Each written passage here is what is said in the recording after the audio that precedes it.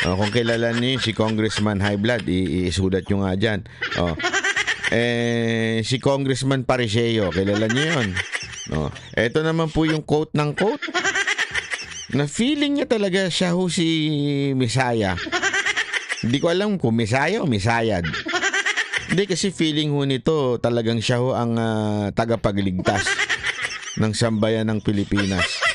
Hindi ko, kasi sabi niya ho, talagang sino kayo mga DDS? Ilan ba na nyo nahati din yung boto? Kayo mga vlogger, galit na galit sa vlogger. Kaming mga Baptist, ilan ang ulul?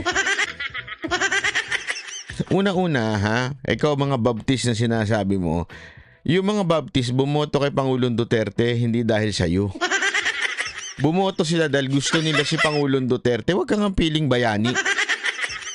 Hindi, kasi may dyan nagmamagaling dyan na kayo mga Duterte supporter, kayo mga Duterte vlogger, ilan ba binoto ninyo na ilan ba dinala ninyong boto kay Duterte? Hindi ilang milyon ho ba ang Baptist? Marami siguro, sabihin na natin, abot ng ilang milyon. Ilan ho ba ang inyong church? Balita ko, wala pa nga daw 6,000, wala pang 10,000 malamang doon sa 6,000, 10,000 na yun, naniniwala lang siya doon, 2. Kaya wag mong sasabihin, si Mocha nga ilang milyon ng followers niya sa social media, at alam naman po natin at matindi ang ginawang suporta ni Mocha at ang buong grupo namin nung panahon ni Duterte. Pero pinagyayabang na nanalo si Duterte dahil sa boto namin o dahil sa pagkukumbinsi namin boto. Hindi, wag ganun. Si Duterte nanalo dahil ang taong bayan ang bumoto at nakumbinsi na sila ay bumoto kay Duterte. Hindi dahil sa sino mang tao, relihiyon o whatsoever. People decided to vote for Duterte because they like Duterte. Wag ka na magpakabayani. Di ba? Ganyan talaga nangyayari sa kamera pag mga pilingero nandyan. Tapos meron pang isa. Humabol pa siguro. Hindi, ako feeling ko kasi wala siya noong una nung nakita niya, grabe. Kasi lahat ng channel ng mga YouTuber talagang nirelive yung pagdinig. At grabe, bawat live ang tataas ng views. Siguro sabi niya, pagkakataon ko nito. Baka makasungkit ako ng butante sa Caloocan. Sabi niya, kasi tumatakbo itong animal na to sa Caloocan So baka makakuha ako ng boto sa Caloocan. Sabi niya gano'n, di ba? Nangyari. Biglang umatras. Napunta dito yung itlog. Papanoorin natin yung bahagi na yan. Kasi alam mo yung pagngiti, pagtawa, yung ganyang klaseng itsura. Yan, defense mechanism ho yan. Kaya masasabi natin na talagang natakot, umatras itong tao na ito kay Pangulong Duterte, di ba? Kita naman po natin na umalis. Papakita ko sa inyo, umalis. Diba? Natakot Panoorin ho natin itong tagpo Tagpo ng isang leon at ng isang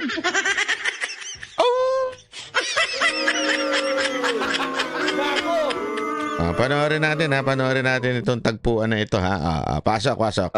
Go ahead, Mr. Trillanes. So, ito po ang sige, doon po sa mga unang slides muna. Ayan. Una-una, recycled na po ito. Na ho ito Tandaan niyo, days before the election, nakapag-issue ng waiver at sumagot po ang BPI, sinasabing walang ganyang account, di ba? So, na ho ito? Luma na ho ito. Luma na ho itong issue, pero syempre, kailangan siyang sumausaw para magkaroon siya ng publicity sa Caloocan. Diba? Kayo mga taga Caloocan, good luck sa inyo pag nanalong mayor to. Pero wag nyo ipapanalo ito. Ay, naku po, yari ho kayo dyan. Sigurado ako. Ha? Kita mo tumatakbong mayor pero ang kanya pong masasabi nating obsession ay si Duterte pa rin. Talagang hindi naman siya kailangan dyan. Wala naman siya sa mga unang pagdinig. Talagang humabol pa siya. Diba? Siyempre, ayaw patalo. So ito po yung mga bank accounts na nakalap ko po ito noong 2016. Tapos ito po ay na-validate na ng ombudsman Naku. na kaparehas nga nung naisumite ng AMLAC sa kanila. Naku. Kaya ano po tayo, kumpiyansa po tayo sa provenance nitong dokumentong ito. Naku. So, sige po, next slide. Ito po yung mga iba't ibang mga pumasok na pagkapirahan kay accounts ni Duterte. Tapos, sige po, next slide. Ayan. So, ang total po ng mga credits na pumasok ay 2.4 billion. No? Ngayon, kung ano talaga yung actual total, malalaman po natin yan pagka binuksan po yung accounts. Ngayon po ito, no? Ang pagkakamali po ni Mr. Duterte nung nagtatago siya ng pagkapirahan. Alam mo, may feeling ako Feeling ko talagang tinimbrehan si Trillanes nitong mga congressman Para, alam mo na, para pumunta ho siya dyan, para manggulo, para siraan si Duterte. Alam nilang galit na galit to si Trillanes kay Duterte. So talagang tinimbrehan Kasi hindi naman pagsasalitay niya kung hindi ho siya kung hindi ho siya merong binigyan ng authority ng mga congressman So alam po natin na talagang pinatawag ho siya. Ay ginawa niyang joint account yung kanyang anak na si Vice President Sara Duterte. Kaya ito po ay alam po naman natin na exempted sa bank secrecy law ang impeachment. So lalabas po yan lahat. Sige po, next slide. Ito po yung last slide. No. Dito po, meron po, ito pong... Hindi ho yung prueba Hindi ho yung ebidensya. Sinulat mo lang yan, ginawa mo lang yan. Ang dali-dali. Ang dali-daling gumawa niyan di ba? Ang dali-dali yung gumawa niyan. Maglabas ka ng bank certificate o bank statement para doon sinasabi mong transaction. Sinulat mo lang yan. Anong klaseng ebidensya yan? Ganyan po kababaw ang kamera. Mantakin mo sinulat niya tatanggaping ebidensya. Parang tanga lang, di ba? Mga transactions na ito, meron pong kay Vice President Sara, meron po kay Duterte, meron po kay Baste, Duterte, meron kay Pulong Duterte, at meron po kay... Yung mga mismong galit kay Duterte, tingnan mo, nakasimangot sa'yo, feeling nyo. Nanggugulo na naman to, sabi siguro. Sa tingin ko, yan ang sinasabi nila, nanggugulo na naman to.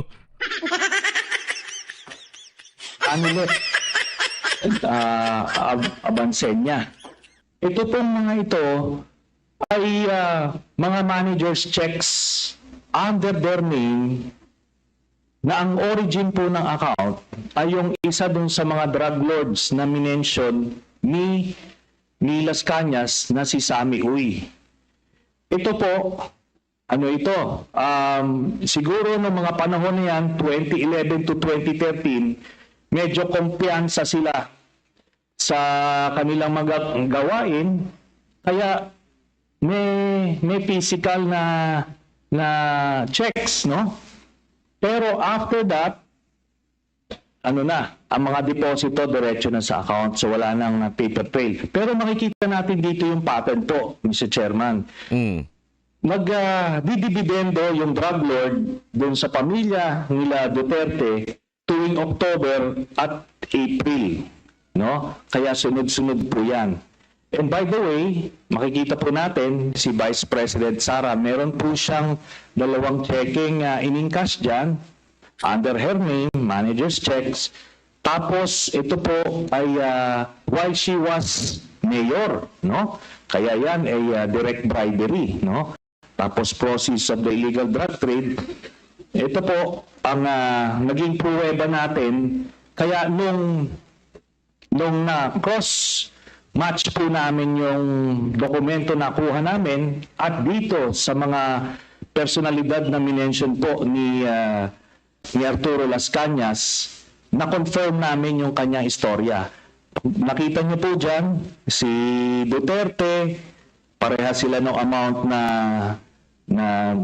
in cash, no? Tapos itong mga anak, sila Baste Duterte, ayan po, tagte 10 million every 6 months.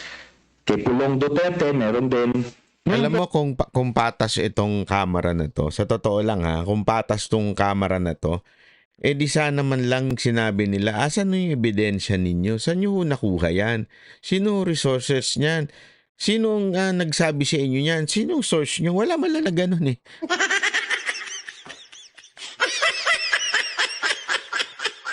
Tinanggap na nilang gospel truth ika nga itong mga pautot ni Trillanes. Mantakin mo, napakagago, di ba? Wala lang, okay na sa kanila yan. Ano, kita mo naman, ginawa lang ng, wala, mas maganda pa nga yung gawa ng AI eh. Parang ginawa ng grade 7 yan eh. Ito ay hawak yan ng mga bangko mismo. Meron silang physical copy, meron silang soft copy nitong mga sinasabi na ito. Kaya hindi po yan pwedeng i-deny lang kasi alam naman natin yung mga estilo ni... Asan na yun? Hindi, di ba? Alam mo yun? Siguro naman mga kababayan, lahat po tayo meron na, somehow meron po kayong bangko. Imposible o iba sa inyo. Sigurado ako meron bangko. Alam naman po siguro natin yung bank certificate, bank statement. Diba?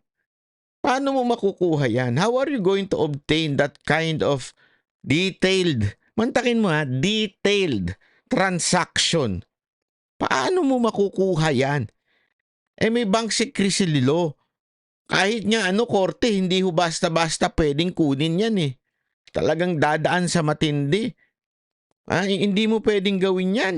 Diba? Dinaig mo pa yung mga kabit nalalaman yung amount nung...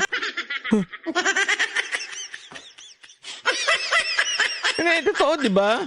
Dinaig mo pa yung mga asawang mabusisi kung magkano kinikita ng mga asawa nila.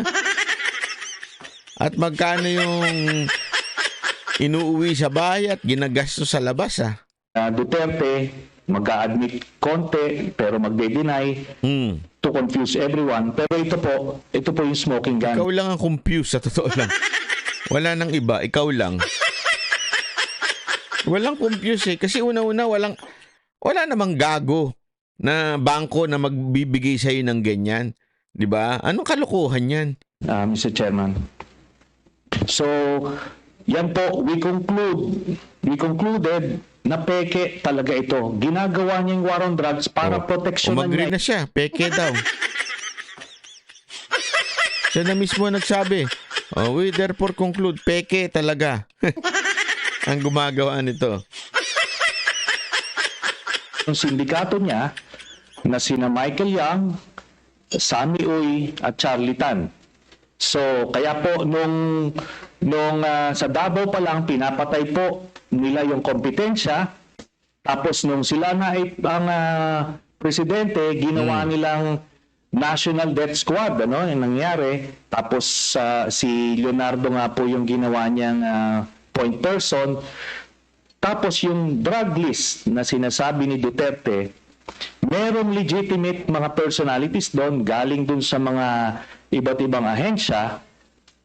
Pero pag may kailangan silang isingit ng mga kalaban nila sa drug business, sinisingit po nila doon. Hindi ako naniniwala doon. Di sana siningit ka na nila.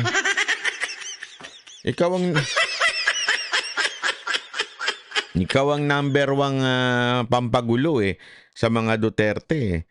'Di ba? Hindi, come to think of it yung kanyang logic na pagkakakompetensya, isinisingit daw yung pangalan para alam mo yung masawata yung kalaban daw sa droga. Ako si Duterte, ikaw ang pinakamaingay. Ito ang pinaka oposisyon, talagang naglalahad kuno ng mga makatotohanang akusasyon kay Duterte. Kung ako yun, isiningit na kita. Para itinumba ka na. Di ba? Hindi, this is a serious matter. Di ba? Kung ako yun, talagang sisingit ka. Pero hindi ka naman siningit. Di ka nga dinidemand. Wala nga pakialam sa'yo. Kasi hindi yun nila gawain yun. Kaya nga may mga tinutumba na mga involved din sa illegal drugs kasi kompetensya nila yon sa distribution. Kaya yan po, lahat na yan ay napagtagpi-tagpi namin. So, kaya that would explain. Inamin yun. Pinagtagpi-tagpi lang nila. Nanggagaling na. Kanina sabi na, eto, napatunayan na natin na peke. Sabi niya. Tapos pangalawa, yung sinabi niya, kaya ito, pinagtagpi-tagpi na natin.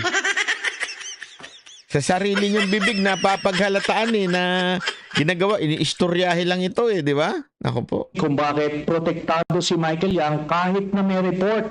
Itong si Colonel Acerto.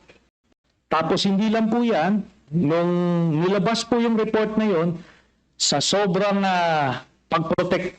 pagproteksyon nila kay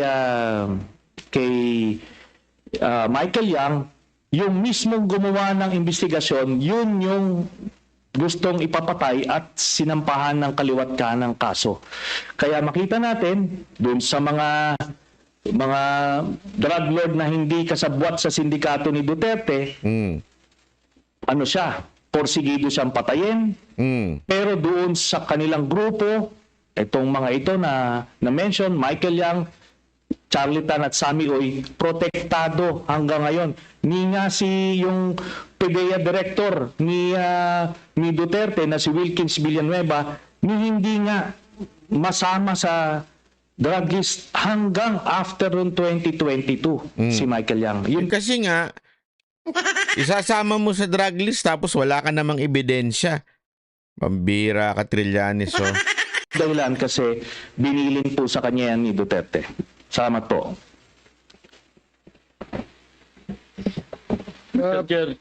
Please proceed, Congressman Teves. May I Mr. ask Chairman. the former President kung alam niyo po ba na kinasuhan po ni former Senator Trillanes sina Congressman Paulo Duterte, Attorney Mans Carpio for drug smuggling?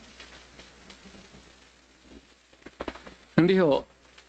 Pero kung totoong drug smuggling man sila, they should be prosecuted in court. And if convicted, they should serve sentence in jail. Hindi ko pipigilan yan. Kung totoo. Ngayon, yung narration dito hindi ko kilala itong taong to. Kita nyo? Sasabihin ba ni Pangulong Duterte yan kung sa tingin niya talagang totoo yung sinasabi ni Trillanes na kakumpetensya sa droga? Hindi niya naman sasabihin yan. Sasabihin niya bang, sige, kung ano. Tuloy nyo, kasuhan nyo na. Alam mo kasi ang taong malinis, ika nga, ang taong nasa katotohanan, wala akong takot yan kahit ano, kasuhan ninyo. Kasi lalabas at lalabas ang katotohanan sa husgado. Kasi mako-cross-examine dun yung mga ebidensya. Got his name. Your Honor, if there is an iota of truth, iota lang, baski konti lang, you can find out, may nilagay siya ng record.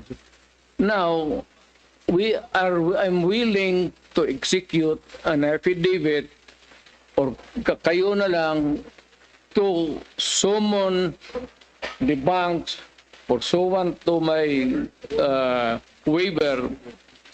Kung may totoo lang maski isa, I will hang myself in front of you. Naku po, patay tayo dyan. Ito na.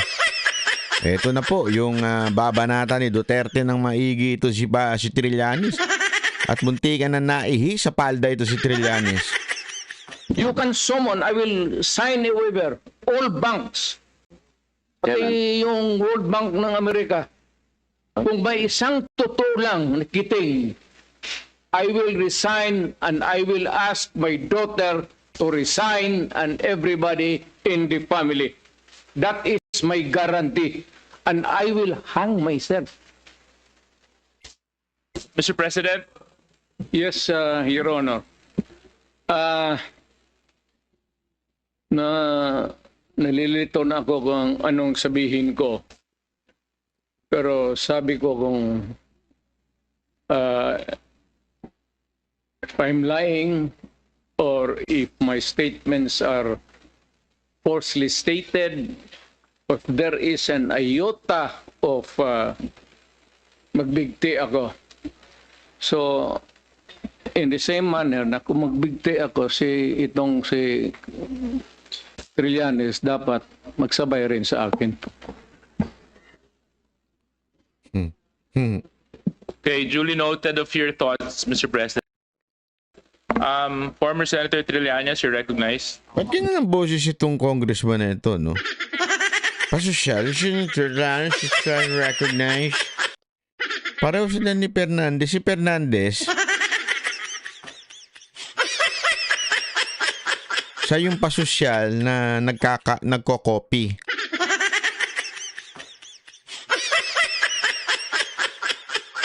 Yung tipong magsasabi ng mga follow-up question. Yung follow-up. Ito naman, masyado siya, ano eh.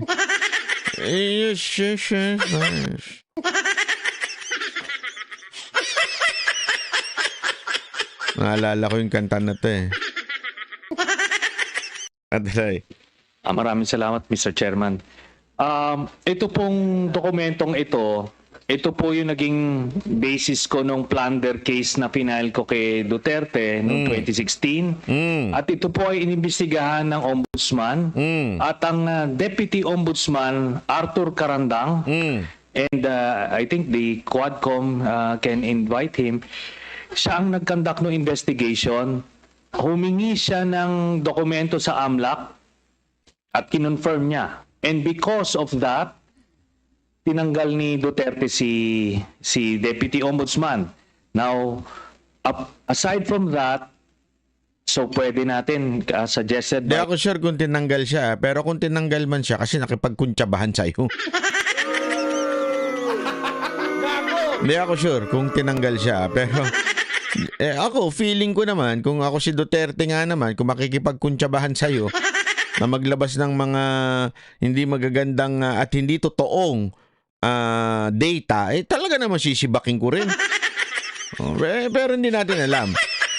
We're not sure about that. Chairman Paduano na yung AMLAC mismo, unless since hindi naman na siya incumbent, pwedeng ma-access yon with the waiver. Pero we've been there before. Nagsabi na yan siya na magbibigay siya ng waiver. Puro bluff yan.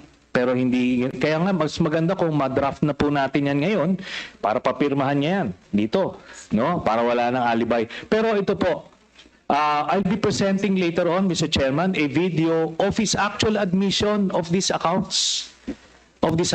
No? So, ito naman pong mga cheque na in-cash, in-extract lang namin from that long list. Mga managers checks po yan, hindi nawawala sa system po yan.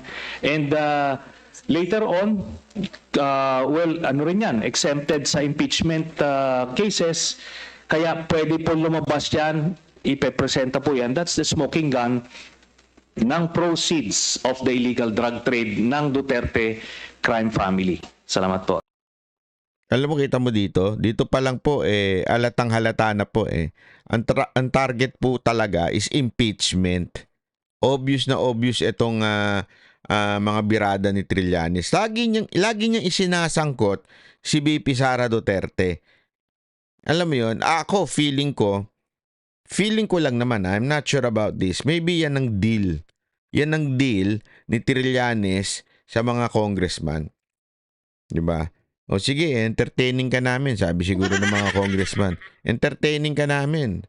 Pero ilagi mong idadawit si BP Sara Duterte, ha? Kailangan ipitikin mo si BP Sara Duterte. Kailangan meron niyang pang-impeachment. Kasi si PRRD, sisiraan lang namin yan. Okay na yan eh. Hindi naman tatakbong presidente yan. Bawal na eh. Pero si Sara Duterte, siya ang tatakbong presidente na makakalaban ng aming boss. Eh pag nanalo daw yung boss namin, may bonus kami lahat.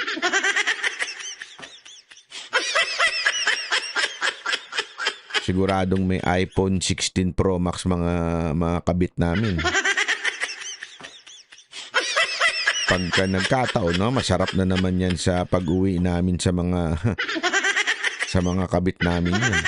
Mantakin mo may dalang iPhone 16 Pro Max sa mga kabit mo. Siguradong bajingjing na naman yan.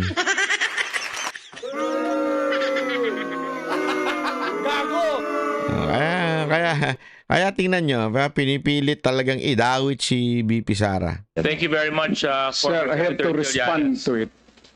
This Former guy President, is with all due respect, I'll have to follow the rules. Itong problema dito sa congressman na ito, napakasira din ng ulo eh, no? Alam niyo kung bakit? May akusasyon yung si Trillanes. Bakit ayaw mong pasagutin yung inaakusahan niya? 'Di ba? Tama po ba 'yun? Inakusahan ka eh, tapos ayaw mong pasagutin. Sasabihin mo may rules, may rules. It's unfair. Yeah. I will give you time later, Mr. President. I will give you time later. Just so that we can put to rest this issue of waivers, because it's been going back and forth. Will the former president be okay that if we draft the waiver now, that it be signed today instead? Yan. Yan po ang plano nila. Plano po nila yan.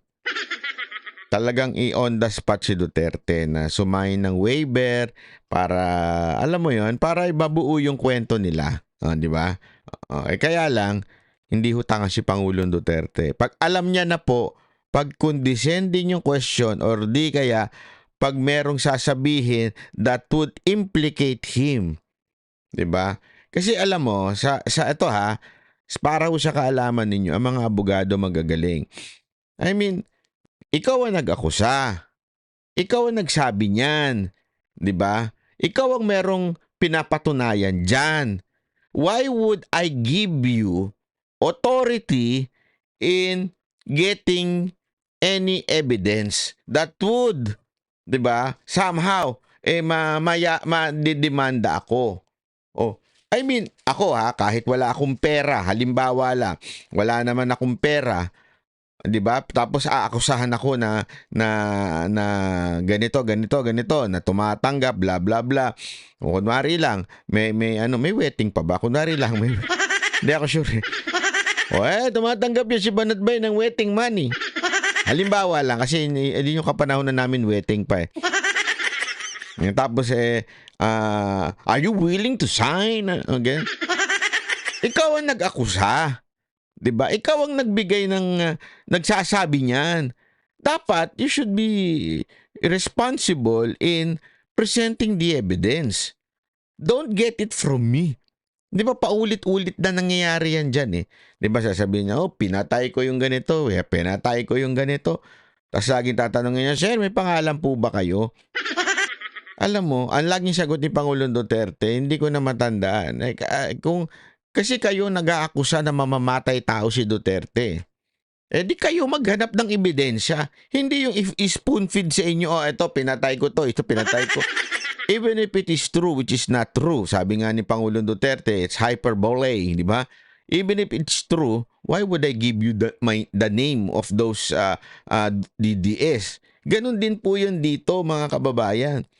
Oh, I mean, assuming this is true, am I stupid to give you authority na ako ang magbibigay sa'yo? Hindi, ikaw nag-ukusa eh. Gago ka ba? Yan yung sinasabi ni Duterte. Kaya nabuisit na siya dito. Ito na yung sagot niya na nabuisit siya, kaya niya sinabi ito. tomorrow. Will you be fine with that, Mr. President? Anong kapalit, sir? Hindi. Sampalin ko siya sa publiko. Wala naman. Ngayon na.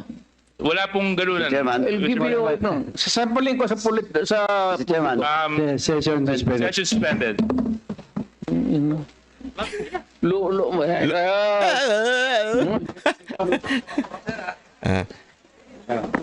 Nagalit si Pangulong Duterte. Alam niyo kung bakit? Ito yung angle kung bakit nagalit si Pangulong Duterte. At inambangan niya si Trillanes. At makikita nyo dito si Trillanes, talagang medyo umatraso ang ang tapang eh. Tila natakot. Eto. Yan, no? Hindi na makatingin, no? Oh. Tatawa-tawa na lang kunwari, pero ang totoo, iba na. Grabe, nangyayari sila dyan.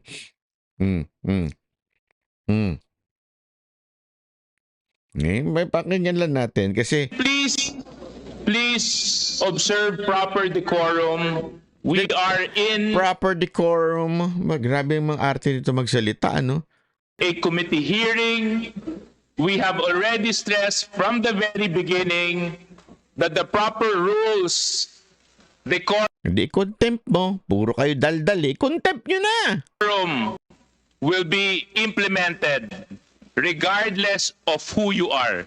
Bakit hindi Regardless of contempt? who you are. Ay, kala ko ba, We live regardless by of a who set you of are. rules in this committee, and those set of rules will be followed, and those set of rules will be implemented. Pwede nyo i-contempt. If I may. Takot kayo eh. Wait, session, it's still suspended. It's still suspended.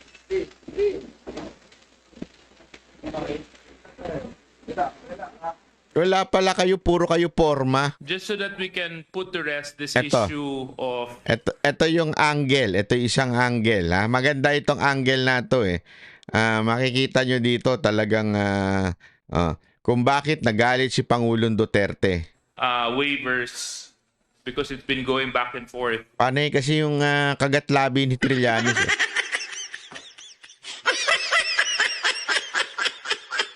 Medyo nabuisit si Pangulong Duterte dun eh. Ano ba ito? Ba't kagat ng labi? Anong kagat ng labi? Mga ganun si... Will the former president be okay that if we draft the waiver now, that it Ngayon no, kumakagat labi eh. Nasagwan siguro si Duterte. Hindi eto, tanong ko sa inyo. Bakit kaya nagalit si Pangulong Duterte dito? Letter A. Dahil sa matinding kasinungalingan na ipinapakalat ni Trillanes. Letter B. Dahil katabi niya si De Lima.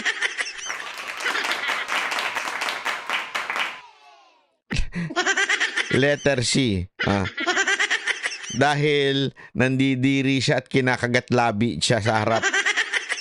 Mga ganun si Trillanes. Kasi kung ako nga naman, kunwari dito, di ba, nasa Japan tayo.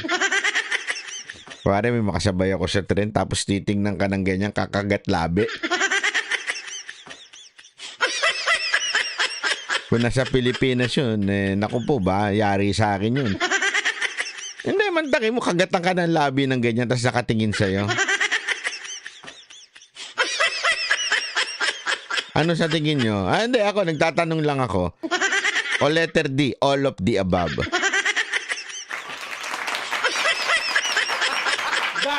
Ay, nako, kagat labi. trying today instead of tomorrow? Will you be fine with that, Mr. President? Anong kapalit, sir? Hindi. Sampalin ko siya sa publiko. Yun, kumagat na naman. Sampalin ko siya sa publiko. Hindi ko alam kung nasarapan ba siya doon sa pagsabi ni Duterte na sampalin ko sa publiko. Hindi kasi, di ba? Iba, yung sinasampal-sampal. Ganun, pumapalo-palo pa. Nasasarapan eh. Di ba? Hindi ko alam kung bakit kumagat labi pa siya. At parang kinilig siya. Ito, tingnan niyo. Ayan, Fine with that, Mr. President? Anong kapalit, sir? Hindi. Sampalin ko siya sa publiko. Kumagat labi. Sandali nga. Baka sabihin nyo nilolo ko kayo eh. Timing yung pagkagat labi niya eh. Lakihan natin ha. Lakihan natin. Yan. Tingnan ninyo ha. Timing yung pagkagat ng labi niya eh. Doon sa pagkasabi niya, sampalin ko sa publiko. Yan ang reaction niya. Trillanes, kinikilig ka ba pagka sinasampal yung ano mo? Tingnan niya. Fourth, will the former president be okay that if we draft the waiver now, that it be signed today instead of tomorrow? Will you be fine with that, Mr. President? Anong kapalit, sir? Hindi. Sampalin ko siya sa publiko. Sabay kagat. Sampalin ko siya sa publiko. Timing eh. Timing talaga eh. Ano ba, Trillanes? Kinilig ka ba? Hindi, wala naman. Ngayon na. Wala pong ganun. Chairman. I'll give you ito. Sampalin ko sa Chairman. Session suspended. Session suspended.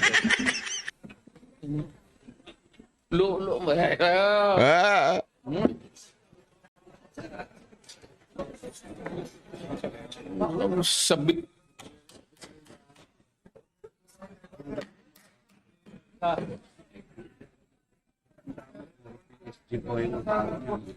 Ulo. Ano ulo lang yan? Ang babastos ito mga media. Ulo lang yan. Ulo.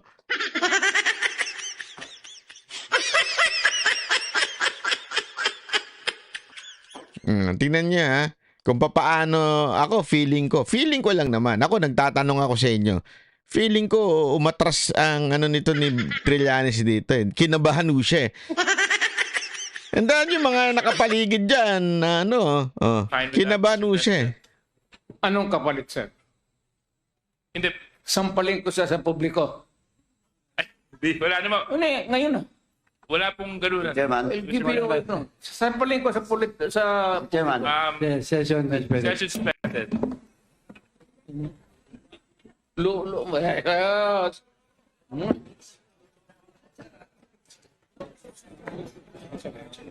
sabit. Yan no, kinabahan no. Tingnan niya. Bigla na siyang umiwas ng tingin eh. Tapos tinitingnan niya yung ano niya, security niya. Kung nasa likod. Hindi, ako tingnan niyo lang, obserbahan niyo. Fine with that, Mr. President? Obserbahan niyo si Trillanes. Focus kayo kay Trillanes. Anong reaction niya? Anong kapalit, sir? Hindi. Sampalin ko siya sa publiko. Hindi, wala naman. Ngayon na. Wala pong ganun. Chairman. I'll give you ito. Sampalin ko sa Chairman. Session suspended. Session suspended. No, ganun pa siya kunwari. Akala niya hindi siya papatulan. Diyan, tumitingin na siya. Tinitingnan niya. Sino ba itong mga nakapaligid? Biglang tumingin na siya doon sa Hoy, proteksyonan niyo ako. Ayan Ulo muna, huwag mo na tatawid. Ayan na. Wala mo na tatawid, ulo. Can we please observe proper decorum? We are in a committee hearing. We have already stressed from the very beginning that the proper rules, decorum, will be... Ito mga nakapaligid na yan eh. Yung mga naka-gray, I think, mga tao ng Congress, di ba? Pero yung iba, except tong nakasalamin yung mga nakaitim at saka yung nandiyan sa likod, parang mga PSG to eh. Siyempre, pa rin po ni Pangulong Duterte. Kaya nga pa na yung lingon ni Trillanes ng gano'n eh. Sino ba mga nakapaligid sa akin? Tingnan nyo. Biglang tatayo na si Trillanes. Pupunta siya doon sa hihingi siya ng tulong doon sa mga congressman. Implemented regardless of who you are. Regardless regardless of who you are. We live by a set of rules in this committee, and those set of rules will be followed, and those set of rules will be implemented. If I may. Wait, session, it's still suspended. It's still suspended.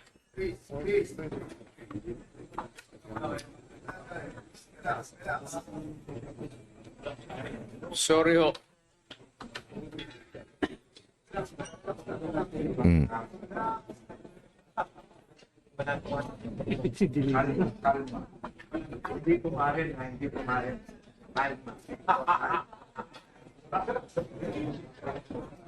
Tumaya na, tumayo na. Oh.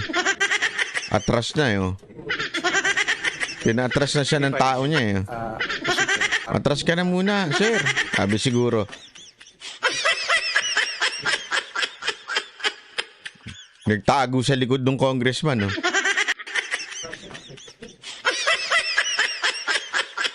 Ba't ka nagtago dyan?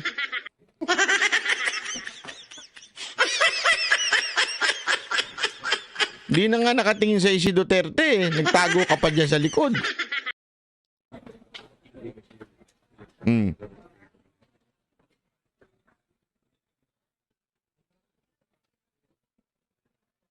Nakikita niyo yung mga naka-uniforme. Ayan, yan yung mga ano.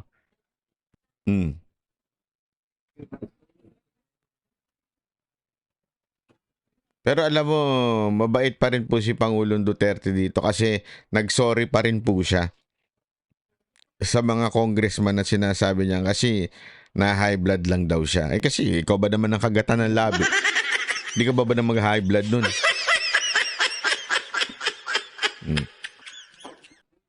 Diba? Kagatan ka ba naman ng labi? Ganun ang kaba naman. Kita mo, dahil pa rin nagbibideo sa kanya kahit sa camera. Yari kayo, bukas ng bukas, wala na kayo dyan sa camera. Wala na. Pag nakita kayo ni speaker, tanggal na kayo dyan sa camera. Eto na yung bumalik na sila. Oh, ayan, yan.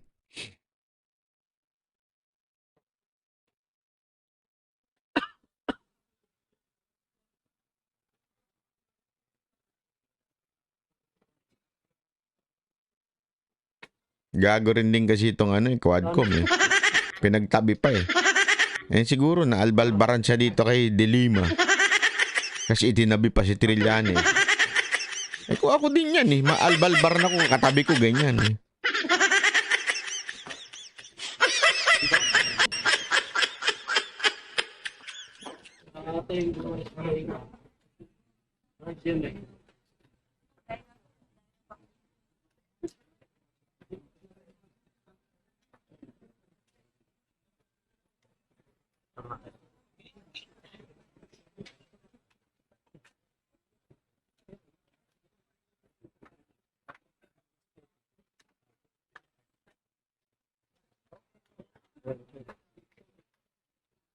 Hintayin natin kasi magsosorry si Pangulong Duterte dito eh.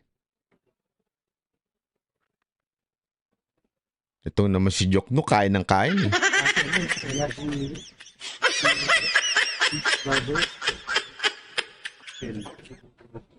Pati si De Lima. Kain ng kain eh. Parang ayaw nang bumalik ni Trillanes. Sabi niya, ayoko na dyan. Hearing now resumed. Chairman? Yes, FDS. Mr. Chair, may I move Wait, priority? former Mr. Chairman, President, I just would like to apologize for the unbecoming behavior in its own.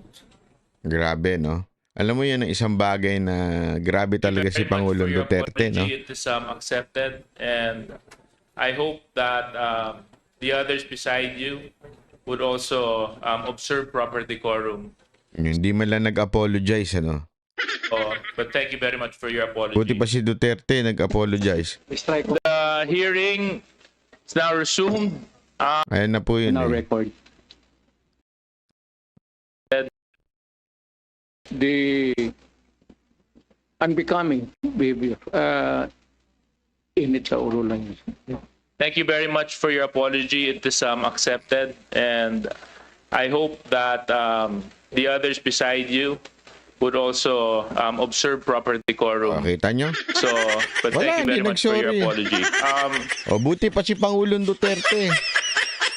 Kahit wala ho siyang respeto dyan sa mga nakaupo dyan sa harap, nag-apologize. Ito hong si Trillanes, walang pakialam. Sa bagay, ganyan naman po siya eh. Eto, i-google nyo na lang lahat ng inaway ni Trillanes sa Senado. Kung paano niya binabastos yung mga senador na kasamahan niya dati.